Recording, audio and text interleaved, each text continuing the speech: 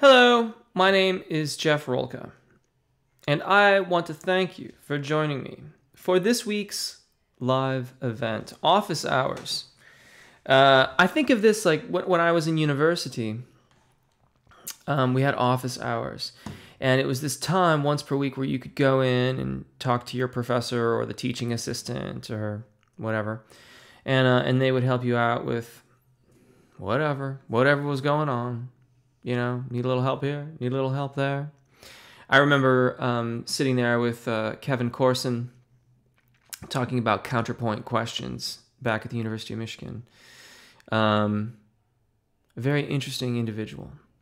Welcome. Good morning, JC's Rating Ray. Good morning, Striker. Percy Jackson, hello. That's a new user ID I don't recognize. Welcome to our live event. Sing Wise Vocals, hello.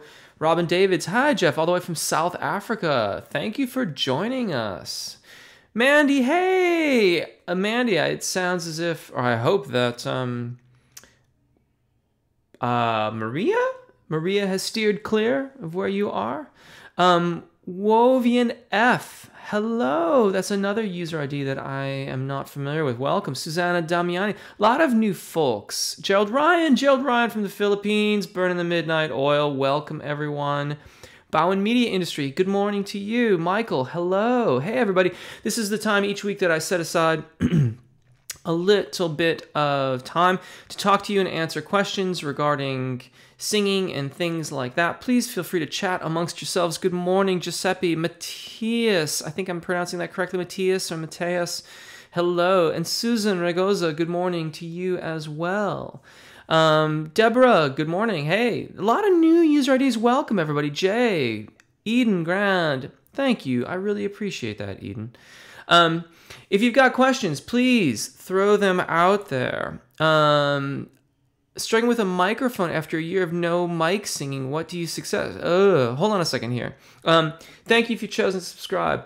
Yeah, let's keep it to that. Yay, Maria passed north of us. We had some flooding and storms for 3 days, but we were all very lucky. That's wonderful to hear. I'm very glad to hear that, Mandy. Striker, I'm struggling with using a microphone after a year of no mic singing. What do you suggest? Can you tell me a bit more, Striker? Is this a stage mic? Is this a studio mic? Is there a pop filter involved? Are you on stage with monitors? Is it an area mic? So like I think you can see the microphone that's in my screen here, right? I'm using this more as an area microphone. So I'm kind of trying my best to just talk as I would normally talk to you. Although frequently when a microphone gets involved, it can be challenging to do that. Particularly with this would normally, you could use this in a studio mic, but you can use it on stage as well too. And so, you know, these big things that are right there in your face can be somewhat challenging. But stage, studio, what's going on, Striker? Let me know, and I will do my best. Hello, TK2244 from Israel. Can't say the same for Dominica. Yes. And Puerto Rico got hammered as well. Striker at Susanna Eden Grand from Austria. Okay, so couple things here. TK2244, I think you're the first person who's identified themselves as being from Israel. Welcome, and thank you for joining us. And as well from Austria, Eden. Awesome. Jeffrey Malik Bowen Official. Sorry, wrong account. Good morning. Good morning. Will I ever be able to become a soprano if I am now an alto? Okay, so a very, very good question. If you are, in fact, okay, so it's about if you are actually an alto, and by that I mean if you're singing in a choir and they put you in the alto section, they may or may not have gone through a reasonable process to determine whether or not you are actually in that Fach, okay, F-A-C-H. It's the designation that we talk about vocal categories in, or vocal ranges, if you will. I don't talk about it in terms of vocal range because absolute range, the number of notes that you can sing or the breadth of it, is a consideration in determining Fach, but it's not the end-all be-all of things. There are plenty of baritone, professional baritones that masquerade as tenors. Or, for example, the example I often use in the pop genre is Billy Joel. He frequently sings to G's and A flats, and an untrained tenor vocalist might struggle to sing as high, though Billy Joel is really more of a baritone vocalist. So if you are truly an alto, then you won't ever be a soprano, but that doesn't mean that you won't be able to use your voice and sing a reasonable amount of range that overlaps a soprano vocalist's range. They're not mutually exclusive. But when you start getting into the extreme areas of the upper register, you might find that challenging or not necessarily possible. On the other side of that, you will always have that lower register that a soprano vocalist might really struggle to get to. Let me scroll back here. Heidi, hello and welcome back.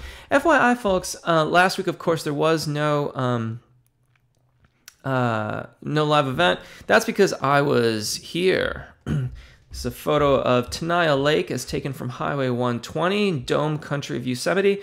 And then down in the valley proper, this is the view looking back towards Yosemite Valley. That's not really Yosemite Valley that you're seeing there. That's a side canyon of Yosemite. Yosemite is off to the right of this photo.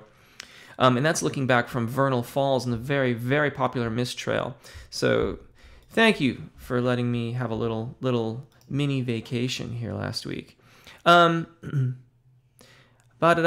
Striking, my voice power is overwhelming the microphones. I'm using a few Sennheiser MXL and Shure, all studio or stage pro mics. Okay, well, you're going to deal with these in different ways. Most microphones are capable of adequately dealing with SPLs or sound pressure levels up to 120 dB. That's pretty loud, but when you consider that sound is, it's a hyperbolic curve. So the closer you get to a sound source, it goes, the SPL, the pressure levels of sound go up exponentially. So with the stage mics, backing off of the microphone when you are ascending or singing a particularly loud note is rather appropriate. That is appropriate as well in the studio. However, if you are singing with that much volume, you may ask your engineer to either attenuate the gain somewhat, or most microphones like this one, for example, has a pad, a minus 10 dB pad. By engaging the pad, it can also reduce the overall sensitivity around the diaphragm. So that'll give you a little bit more breathing room if you're really overpowering that much. But first line of defense is to work the microphone, as we say. So if you're going to have a very, very loud segment, then back away from the microphone. In the studio, engineers will ride the gain a little bit, so they may attenuate the gain on the fly once they get to know the parts that you're singing. Different engineers will have different feelings about that. In other cases, of course, it's perfectly reasonable to cut different sections of the song at different times. So if you have a really disparate differences between like your verse and chorus, for example. So you're singing your verse, it's very up close, very sotto voce, if you will. Then they can bring the gain up so that you can cut those and make adequate use of your bit depth, right? So good volume management. That's your signal to noise ratio. Then when you're going to do your choruses, they can reset the gain on that so that you're not distorting the microphone.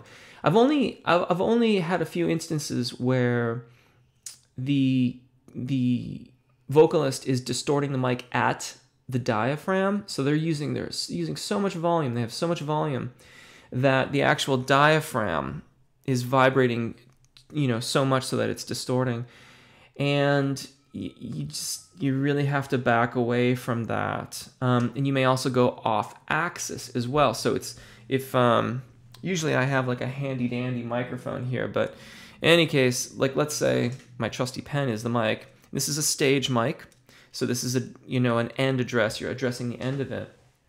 So there's backing away, and there's also turning one's head so that you are off axis, and that too can help manage the volume.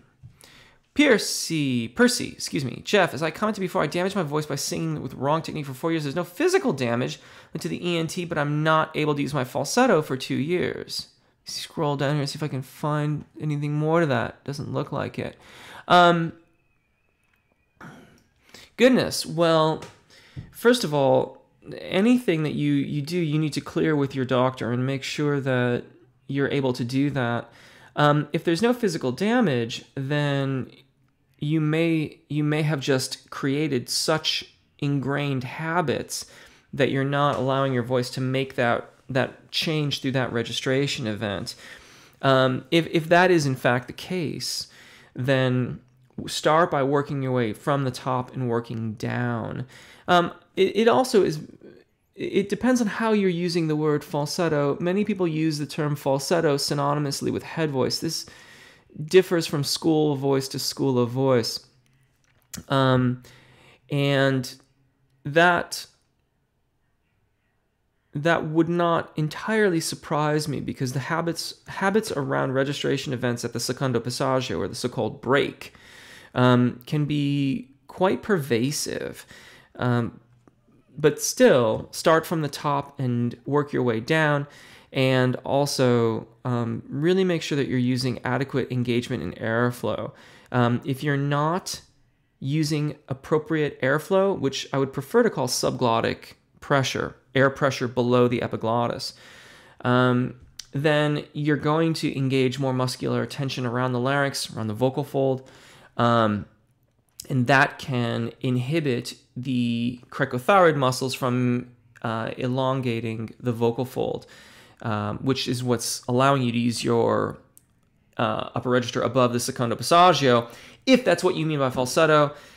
If that's not what you mean by falsetto, and you're actually talking about the next registration event, which is beyond the secondo passaggio by about a perfect fourth, then that's a different matter too. But work your way from the top down. Focus on airflow and engagement, lip trill, and the super lip trill, if you're familiar with that from my channel, which is not a technical term, it's just what I call it. It's the super lip trill, where you're pulling your face apart a little bit. That can really, really help get the appropriate amount of engagement so that you can have enough flexibility around the vocal fold. Eden, I actually have a question. When I sing after 2-3 songs, I have tension on my neck and throat. I can't sing higher than E above middle C.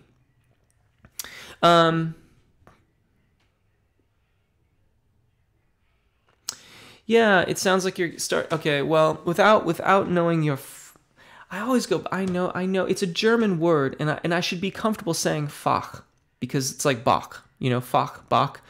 But I learned it as Fosh. One of my teachers always said Fosh, and so it's so difficult for me to go back from that. It's that whole science thing, Stryker. Which, by the way, Stryker, I wish I would have said that you blinded me with science when you said that some time ago. That would have been a nice, throwback comment. In any case, I digress. Yeah, so Eden, if you are male, and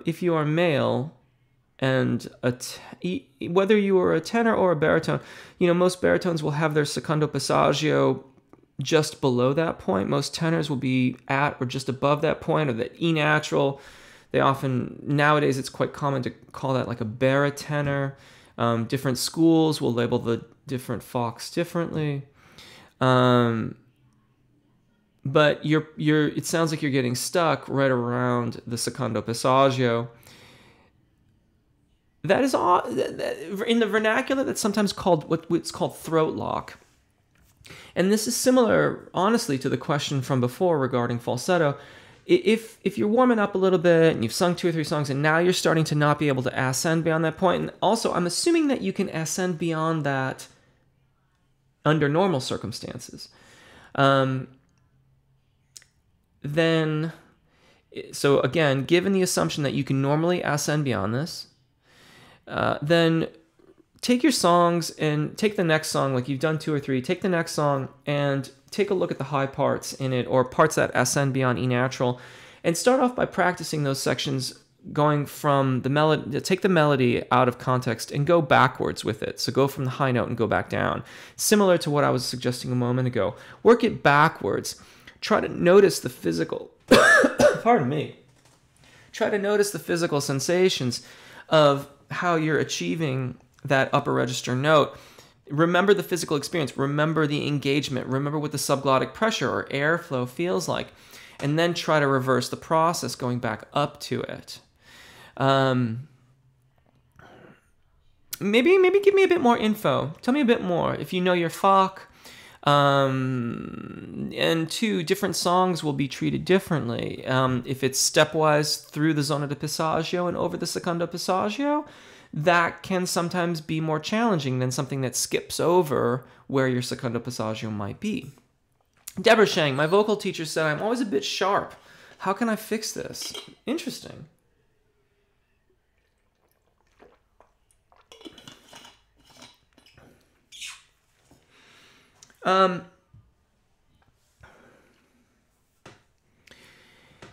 When we're out of tune, I think it's oftentimes a bit of, there can be several different components to being out of tune for a vocalist.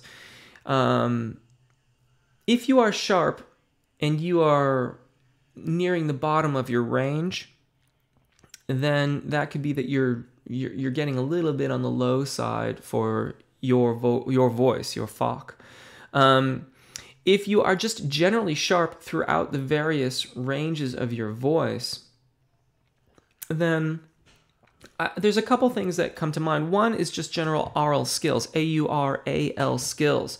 This is solfege, and you might benefit from practicing your solfege. So, by way of example, do, mi, so, mi, do, do, mi, so, mi, do. Just practicing your solfege and then doing it without playing the melody.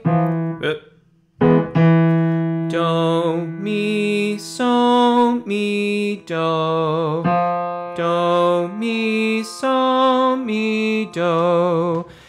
Learning and fine-tuning your relative pitch so that you have a more acute sense of where these pitches are. Those examples were all in a major tonality, by the way. If you are singing a lot in minor key, then you'll want to do this in minor keys as well. The thing with solfege is that you will start to see benefits from it rather quickly, but it's really a long game. You got to be in it to win it, and this is the marathon thing that I talk about from time to time. So you're going to be with this for quite some time. And stick with it, a couple minutes a day. You don't have to binge on it for an hour on a Monday and then not touch it again for a week.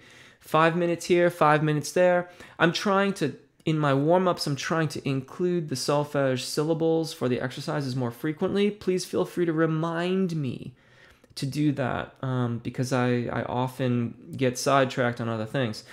But I'm a really, really big believer in solfege. This helps to develop relative pitch. Relative pitch is the relationship between given pitches, and they are universal. So if you're in the key of D, the relationships between do, re, and mi are the same relationships as they would be in the key of G. And learning those relationships helps us to fine-tune our intonation and be much more in tune.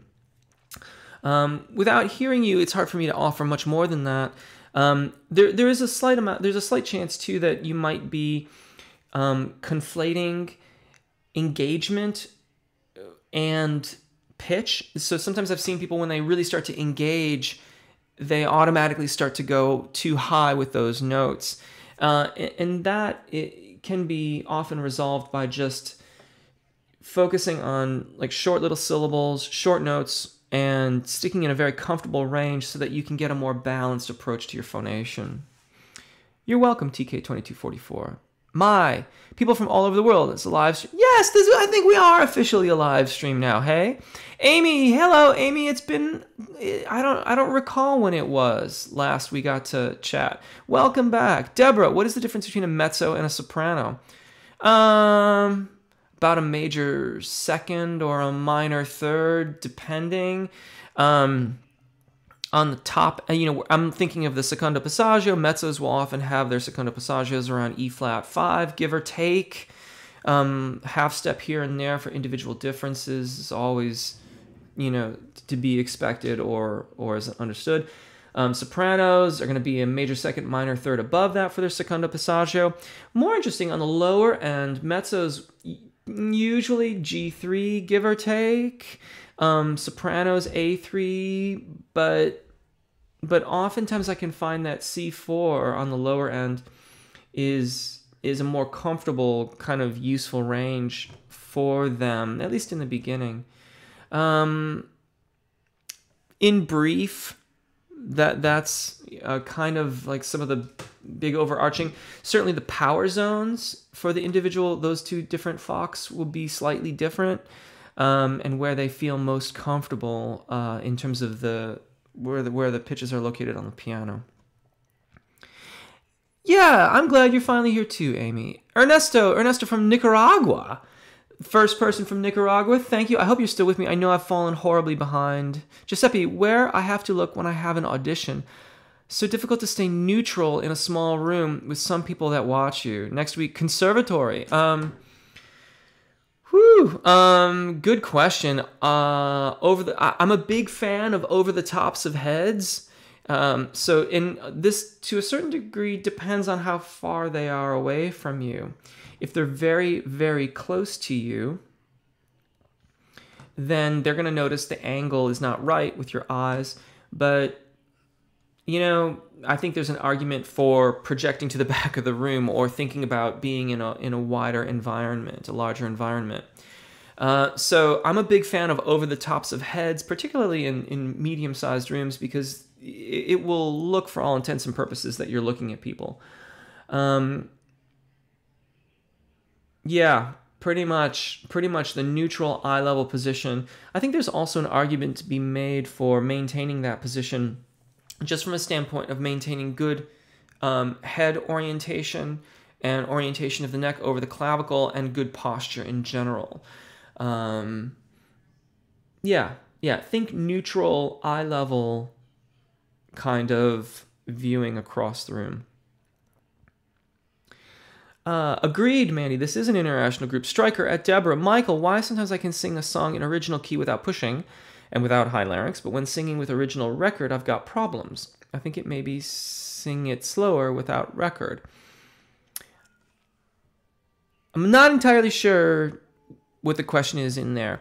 It sounds like a question of consistency. Like sometimes you're able to sing a song in the original key and it feels fine, and other times you don't. And that to me sounds like an inconsistency in your vocal technique, how you are using your voice. If I have interpreted your question correctly, then consider taking the song and breaking it down into its component parts, working on small sections of it, and working on it in a purely technical capacity. So, for example, take the melody of your song, and rather than singing all the lyrics and all the different vowels, just use whatever vowel you like, E, A, Ah, O, U, whichever you please. And work through your melody that way, looking for good phrasing, good intonation, good vocal quality, all the things that we would look for just in general in a vocalization. But now you're using the song as a vocalization. Then work your way back into the tune and noting any differences that occur as you put the lyrics back into the melody. Those will be the spots that might require a little bit more focus. If there's a difficult consonant, or if there is a vowel combination that isn't aligning, in other words, from one vowel to the next, you're getting a rather different tone production from your voice, or the intonation doesn't work out. Then working through that out of context can sometimes bring, again, if your technique is consistent in a vocalization, it's just not in the songs, then that can help you bridge that gap between what you can vocalize in a scale pattern, for example, and what you can implement in your songs. Stryker, Mandy, Ross World Nation, hello. Jeffrey, Malik, Bowen, official, how would you define the whistle register? The whistle register is when the epiglottis actually descends and closes over the vocal fold, and it literally forms an aperture where you get this whistle tone out of. For that reason, it's difficult to know exactly what's happening with the vocal fold because the epiglottis is covering it. And so as of my last reading about the information on this, you can't really get a scope down there to really see what's occurring at the vocal fold proper. The epiglottis is covering it. What looks amazing? I'm not sure. Oh, the photos. Jeez. Oh gosh, I've really fallen that far behind. Striker at Jeffrey. Mrs. Webster, welcome. I'm so sorry. I will get to you. I'm going to do my best here. I'm going to start to go a little bit faster. Oh, it looks like actually things are okay. Oh, Amy, you got back. Just back myself. Presumably, if you're from Yosemite, that's awesome. At Jeffrey, you got here in time. Michael, how to get that whistle register every time? I can sometimes hit it, but usually it is too difficult.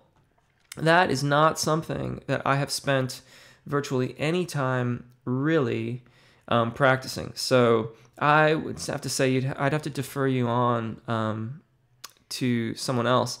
But make sure, as far as I know, good breath support, good engagement, and solid airflow are always welcome. Electric K God, I made it. Hey, first question. I tested my range. I go from F sharp 2 to A sharp 5 in full voice. I'm really trying to determine my FOC and where to focus in order to grow as a singer and not hurt my voice. Where do I go from here? Well, see, now the thing about that is that overall range that you're quoting there is not really consistent with any FOC that I am familiar with. Unless you mean voce piana in testa up to F sharp or A sharp 5, excuse me. So, because now you're talking like from here.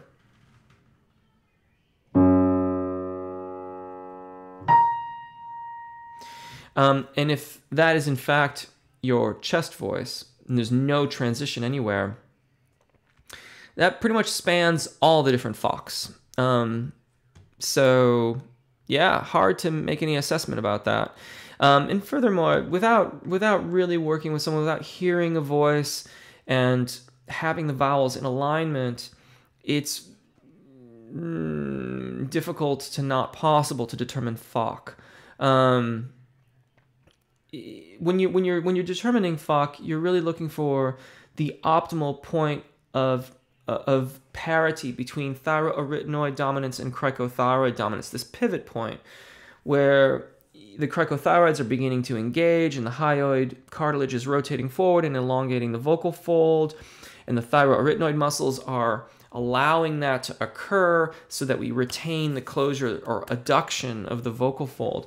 And that's how we get that nice seamless transition of register. So very difficult to really comment on that. Mandy, to the lady who asked about becoming a soprano. Mandy, so I'm working hard to, I think you're still talking to the person about soprano. Striker at Jeffrey Veronica Rodriguez. Hello, Jeff. How many times should I practice your vocal exercises? Well, I mean, I make a lot of them, and I keep on making them so that you have a variety of things to choose from. The exercises are meant to be tools for self-discovery, as well as useful tools for warming up. Like if you're performing, you're gonna sing a song, and that's why there's different ranges to account for different FOCs, different voice types, and there's also different ranges within the FOCs that I cover to satisfy the different potential ranges. You're not going to cover them all, right? Because as many songs as there are in the world, granted there's going to be similarities, in theory we could have warm-ups specific to all those different songs. But in general, I try to cover all the different vowels in each of the warm-ups. So if you're using mostly all the different vowels in English language singing, then your average warm-up is going to be fine. If your song has a particularly high range, then we want to account for that in our warm-up. And so it pays to know the range of the song that you're singing, the highest and lowest notes, and then choose an appropriate warm-up that covers that range. Most of the tenor range, I'm just by example here, most of the tenor range warm-ups, unless they say extended, stop at around A4. So A above middle C. The extended range ones will go up to a D5. If you're singing something by Jeff Buckley or Freddie Mercury, though, and you're a tenor, then you're going to need to actually go up to the alto or mezzo range warm-ups in order to cover that overall tessitura of the song. Now, the difficulty here is that it's perfectly fine. You can use those scale patterns and things like that, but the exercises won't take into account where the secondo passaggio, the registration events, are for the tenor range vocalist. They're taking into account the registration events for the mezzo range vocalist. So you just want to make sure that you're adequately warmed up so that it'll be as comfortable as possible when you start to expand that range even further. But how many times? I mean, you know, on a daily basis, 10, 20 minutes of vocalizations and technical practice, I think, is reasonable, depending on how your voice adjusts to it, how your voice deals with your warm-ups, how efficiently you warm up. If you find that it takes you an exorbitantly long amount of time to warm up, then you may have other considerations that need assessing. But the exercises are meant to be used on an as-needed basis, and there's a variety of them so that they will as closely help you warm up for the specifics of your repertoire as possible. Hello, Altug.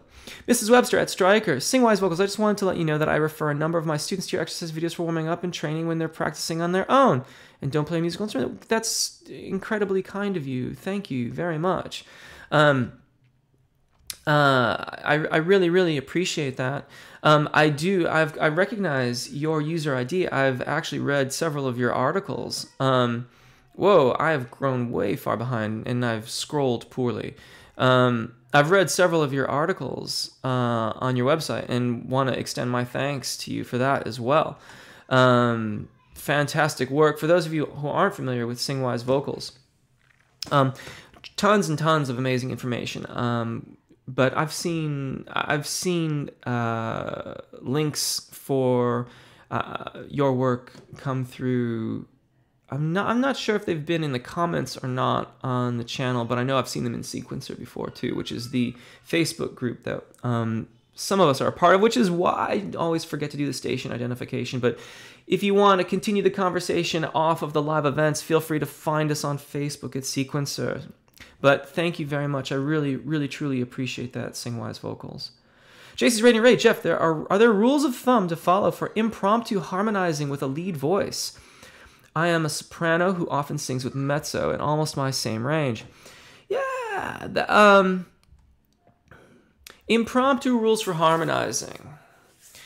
The first thing that comes to mind is always let your lead vocalist have the end of the word.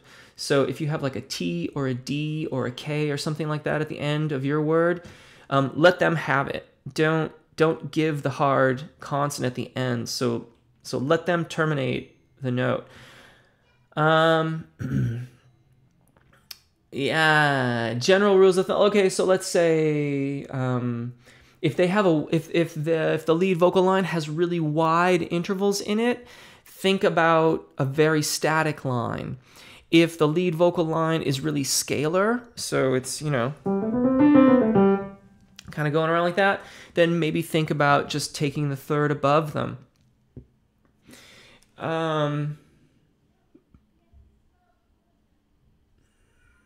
Beyond that, I feel like we start to get really into the specifics of the individual tunes. So, but general rules of thumb, let them have the end of the word. If it's a very jumpy, lot of intervals in the line, think about a more static line for your part. If it's scalar, then feel free to go along with them at a third above. But that doesn't rule out doing a more static line either. When in doubt, lay out is perhaps the final thought there. When in doubt, lay out. Just let them have it, and then come back in an appropriate time. At Mandy, That's all at Mandy. Striker at me. Thank you, sir. It's something new with the mic. I'm learning through the 30-30 song challenge. It's not making me very happy. Yeah, you know, I gotta be honest. You know, Striker, the thing with microphones is that every mic's different. Every mic is not suitable for every voice. And then you start getting into the preamps. So, you know, the microphone will have a certain coloration or disposition.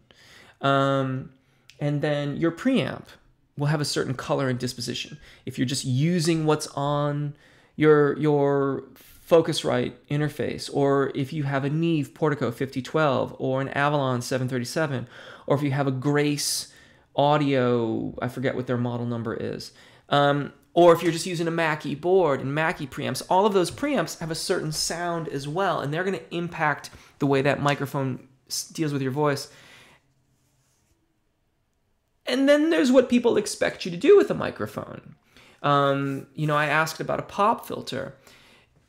After lots and lots of recordings, myself and others, I don't use a pop filter for myself any longer. That's like, you know, a horrible thing to say by most engineering standards, but I use a side address. This is a side address microphone, so you talk to the flat face of it, right? I use a side address mic off axis, oriented roughly like this, because to me, that lets my vision go past the microphone across the room, and it lets me think down the phrase, down the line, rather than trying to address the mic specifically, which often, to me, speaking for myself personally, means that I don't engage and support quite as well as I would normally, and that creates other problems in the studio. So the thing, microphones, the best thing with a microphone is to use it regularly, honestly, and be flexible with your usage of it. Hopefully you have a nice flexible engineer, or if you're doing it yourself, be flexible, try different things. I mean, I remember miking one vocalist at his forehead because we just weren't getting the line any other way, and it was a last-ditch effort, and it worked. Be flexible, try new things. Deborah, I'm a lyric soprano, and I'm duetting with a dramatic baritone. I feel like our voices don't blend or sound good together. Do you have any tips? Yeah, well, that whole thing about overlapping in ranges that I mentioned earlier. Well, dramatic. Wait. No, dramatic's gonna be lower. So, goodness me.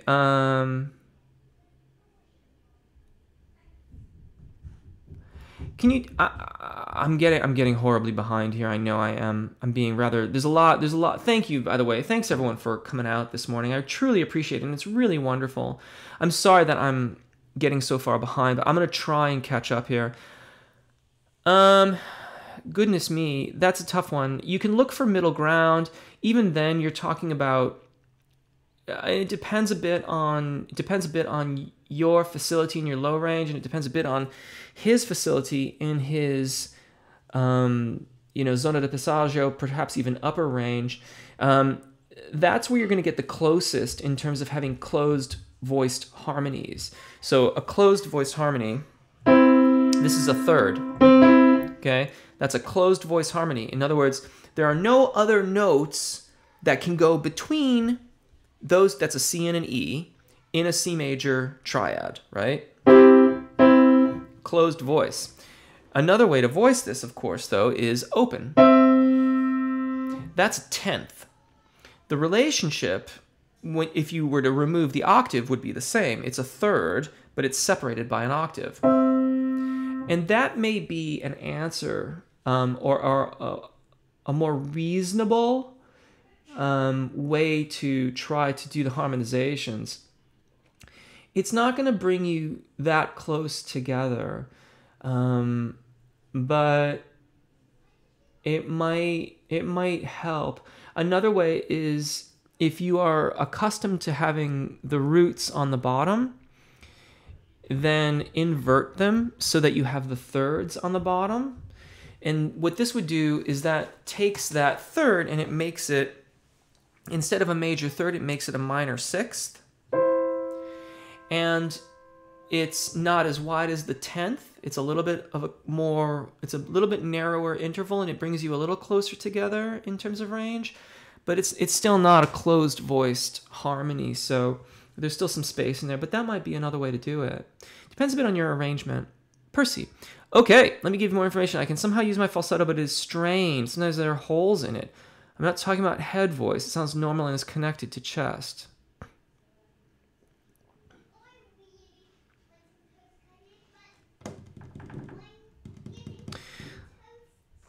The strained thing has got my attention. I'm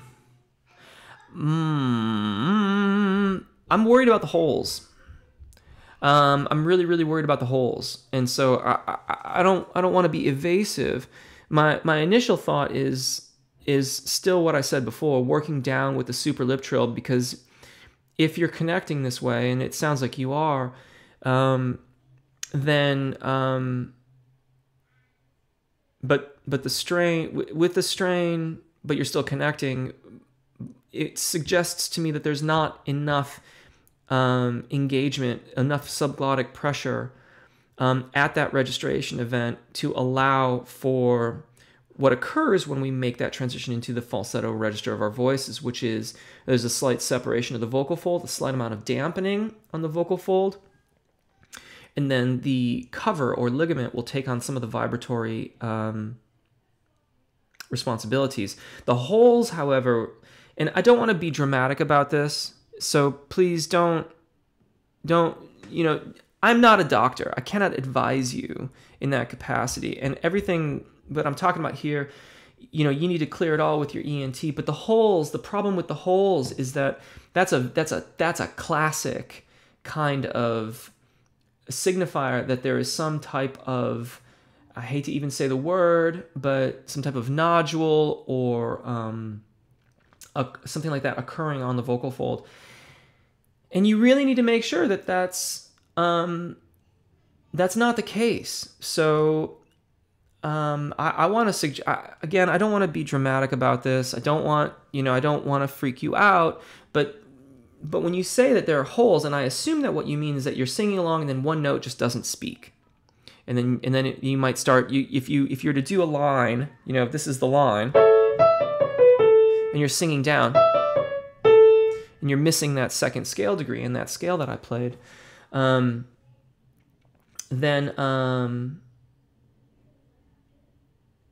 that is one of the classic signs of a node, of a nodule, and you really want to make sure that that's not there before you start straining it further. I'm really, again, I don't want to freak you out or be overly dramatic about it, but we want to be careful with our voices. We want to be able to sing for as long as we wish to sing. And so I really think that you need to be careful and check that out. Isabel, sometimes after a singing practice, my own vocal cords are a little sore. It depends on what you're doing, and opinions on this will vary quite widely.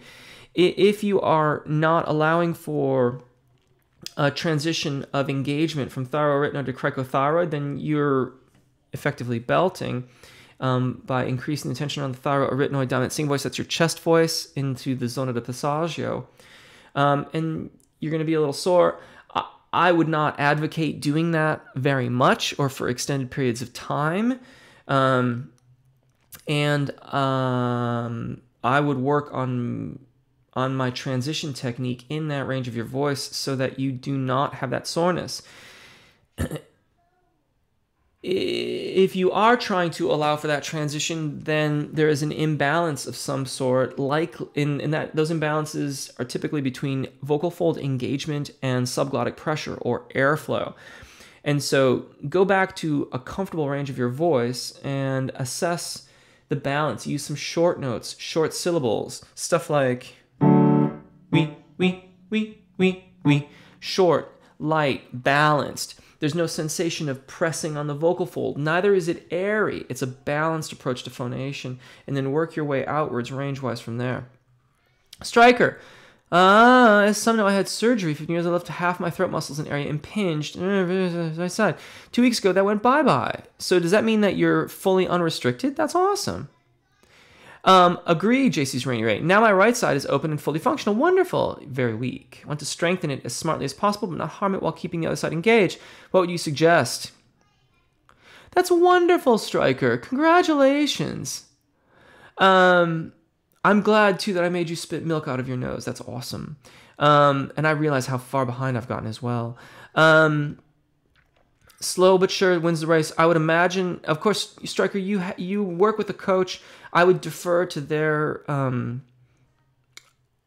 advice in this regard, but I suspect there's going to be a sort of return to the most comfortable areas of your thyroarytenoid dominant singing voice, your chest voice, and you're going to build it outwards from there. I'm envisioning some period of short tones followed by some longer scale patterns and things like that, but focusing primarily on balance before moving on into the rest of your range. But that's wonderful.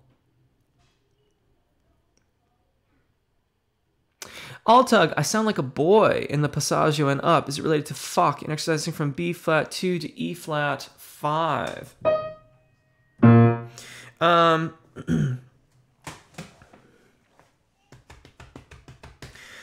Altug, of course, I've heard you sing on sequencer on a few instances.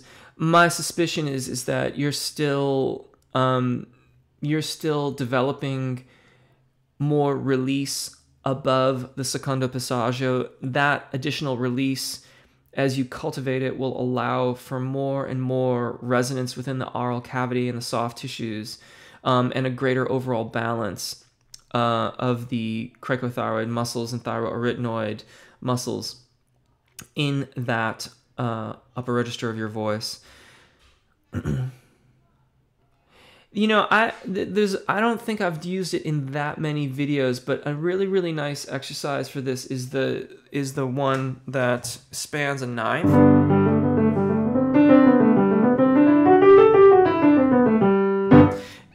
I think that's in the extended range warm-up. I don't recall what the vowels are in that, but just do it with an oo and an e vowel, and don't worry about, just work your way through the transitions, focusing more on continuity of airflow and continuity of line. So if you're getting like a ooey, ooey, ooey, ooey, ooey, ooey, where there's a real disjointedness between the two vowels, smooth this out. It can be a little blurry in there.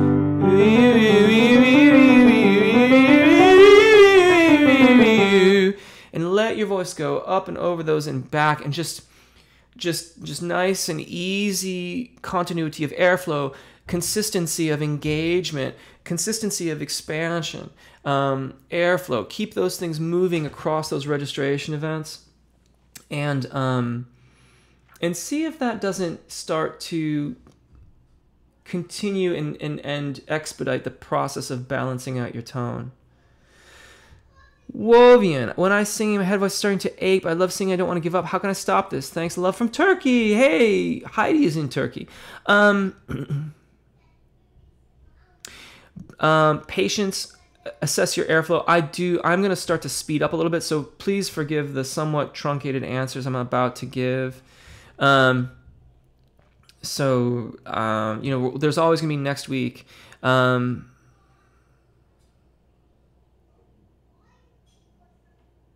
Yeah.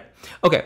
Assess your airflow. Assess the balance of vocal fold and airflow, subglottic pressure.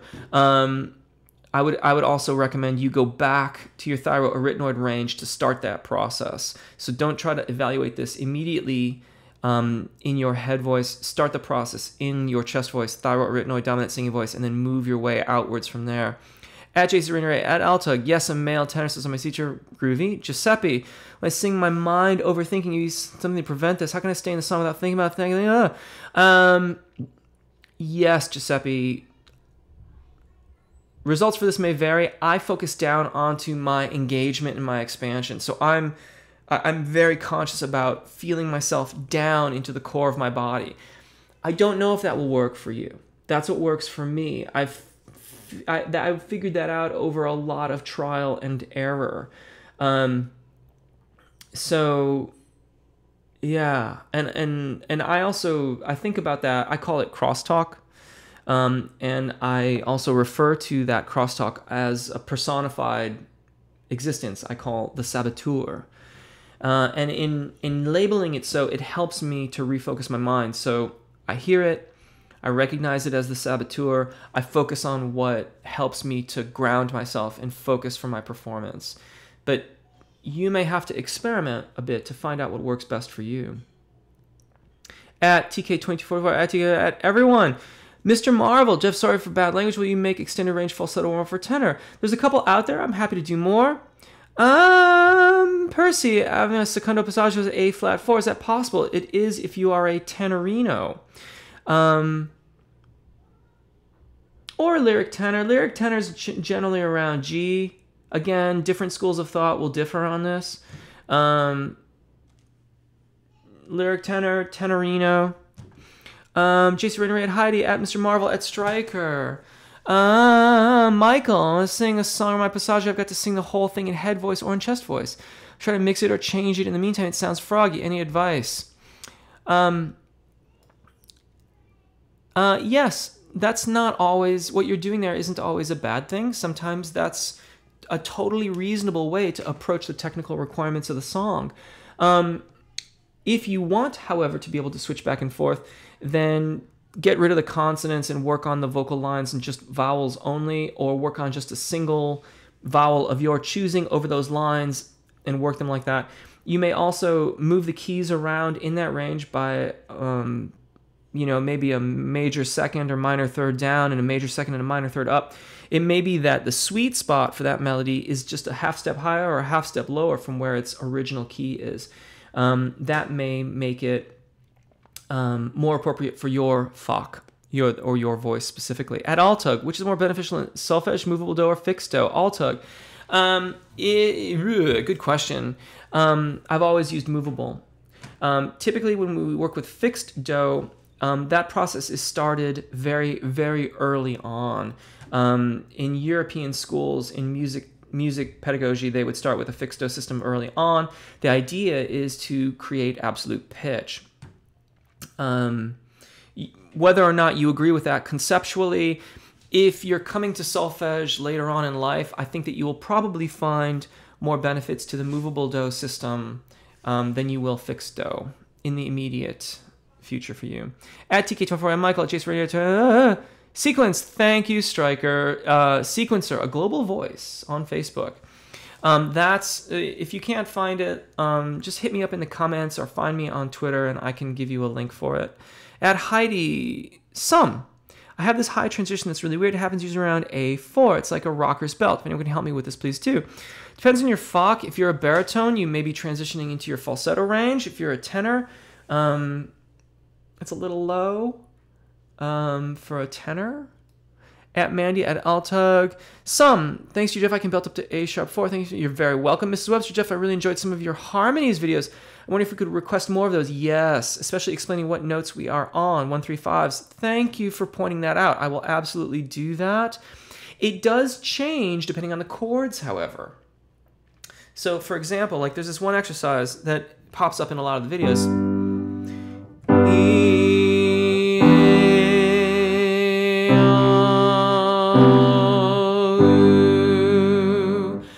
I'm only singing one pitch, the G, and I start off on the tonic. The next chord makes it the third. It's the fifth of the 4 chord, and then we're back to the tonic. Oops, back to the tonic. So I like to talk about things mostly. I talk about them in terms of key area scale degrees. So in that exercise, all those chords are diatonic, and I'm singing the tonic the whole time of the key that we are in, the first scale degree of G major. I played that in G major. But yes, I've actually been thinking a lot about a new harmony video, Mrs. Webster, and I'm reasonably certain I'm going to do that this week. So you're going to get one this coming Saturday. Dylan Klein Music. Hey, Jeff, any tips for delivering more emotion-invoking performances? Oh, goodness me, this is a very awesome... I love the question... Okay, so first of all, everyone, the questions today have been fantastic. I know I say that every week. It's just because I do so enjoy this process. I enjoy this process of interaction. I enjoy the questions. It's so much fun, and I really, really appreciate all of your participation in this this whole thing. Dylan Klein Music.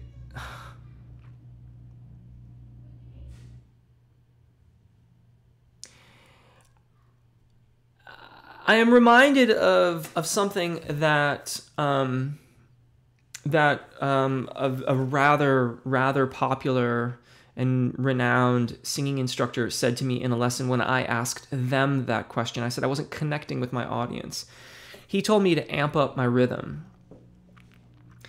And I thought of that. I was initially a little bit put off by that. I thought that was a bit evasive. But after I thought about it, I'm like, you know what? He's right. He's right. If you think about it in terms of the specifics of rhythm, help us to communicate how it communicates musical aspects of our performance. So if we're incredibly precise with our rhythm, it can deliver one kind of feeling and sort of intention to the listener. And if we're more soft with those rhythms and how we interpret them, that can deliver a different kind of intention. The thing of it is, though, is that I don't think we can actually count on controlling the emotions of another individual. This is why some people will love Celine Dion and some people will not.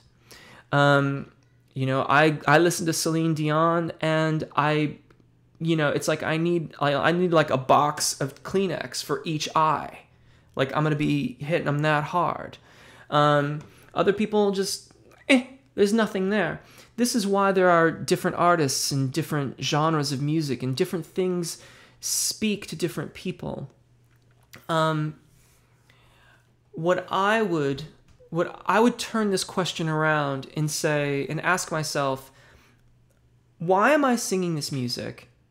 And I presume that the answer to that is because I'm feeling a connection to it. I feel a connection to this music. And how can I intensify that own connection so that I am experiencing this music in as rich, because I already feel a connection to it. I already feel a sense of authenticity by performing this music. How can I enhance that within myself? And I think that in doing that, you will bring the people to you that share those experiences.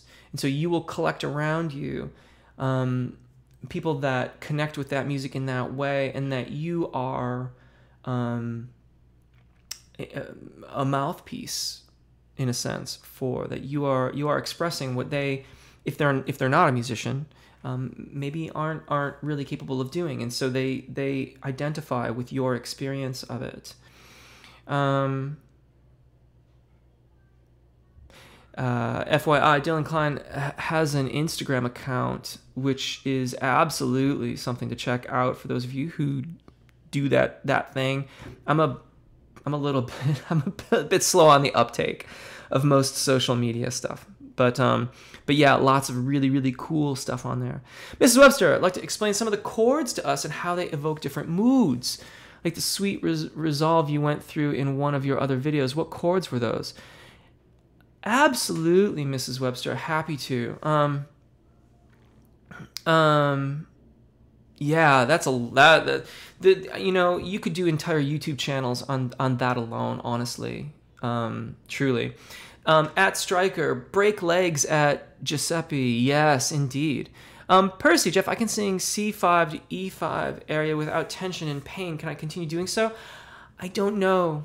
I don't know. I mean, I believe, if I remember correctly, you were mentioning dropouts, and I stand by what I said earlier. If you're getting dropouts, you must assess that with someone who's not me, basically, because I can't really assess that for you. I'm so sorry. And again, I don't want to be dramatic about it, but yeah, you got to take care of your instrument. Should I do any vocal exercises before going to sleep? Oh, thanks for your good explanation. Learned a lot. Brilliant. Thank you very much, Hans Petter Pedersen. I don't see why not. Striker at Mrs. Webster. Deborah, I have a fairly good sense of pitch after about 9 years of piano. I find that after the secondo passaggio and for high notes, my pitch goes a bit sharp. How can I fix this? I would probably, again, go back to solfege. Although above the zona di passaggio, above the secondo passaggio, it can be quite challenging to really hear pitches. Ear training, and that's what the solfege is all about. Ear training is more challenging outside of the normal range of our voices, the chest range of our voice. So you may have to extend some solfege exercises up there. At Mrs. Webster, I'm sorry, Giuseppe, that you're scared. Don't be scared. Michael Young, I'm alto. Do you think I'll ever be able to develop mixed voice? Yes. It's Tracy. Of course, Electric K God, I recall. At Pro Audio, more exercise for tenors, please, Jeff. Yes, coming out. At Shiver, my name is John. I'm located in Africa. I need vocal help. I'm probably not gonna. Whoa. Wow, I've really fallen behind. Goodness me. Everybody, gosh, wow, thank you so much. A lot of this, though, is in between everybody else. Pictures, everyone's taken off. Gosh, thank you so much. I'm sorry if I missed your question today. Really, really, thank you so much. And thank you for all your interactions. I do have to go. Everybody, take really good care of your voices. Enjoy singing.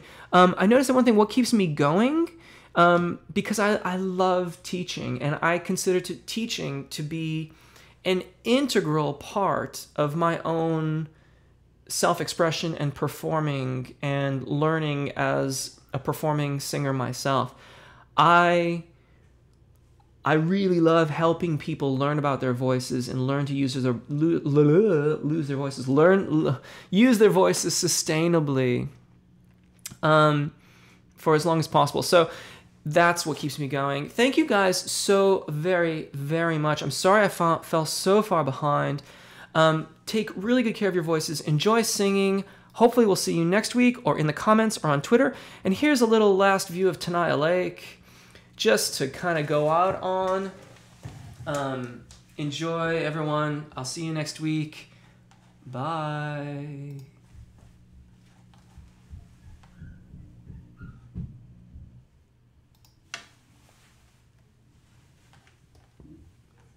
Your voices. Enjoy singing. Hopefully we'll see you next week or in the comments or on Twitter. And here's a little last view of Tenaya Lake, just to kind of go out on. Enjoy, everyone. I'll see you.